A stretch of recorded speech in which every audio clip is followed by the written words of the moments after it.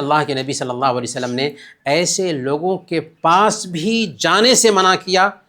جو پروکش کی باتیں بتاتے ہوں، غیب کی باتیں بتاتے ہوں۔ اللہ کے نبی صلی اللہ علیہ وسلم نے بیان فرمایا، سنن ترمذی کی روایت ہے، من اتا کاہنا او عرافا فصدقہ بما یقول فقد کفر بما انزل علی محمد۔ جو آدمی کسی کاہن اور جیوتش کے پاس آتا ہے اور جو کچھ بھی وہ بولتا ہے اس کی وہ تصدیق کرتا ہے، اس کا وہ سمرتھن کرتا ہے، تو گویا کہ اس نے محمد صلی اللہ علیہ وسلم کی شریعت کا انکار کیا۔ اب دیکھیں گے جیوتش کو، یا تو وہ جادوگر ہوگا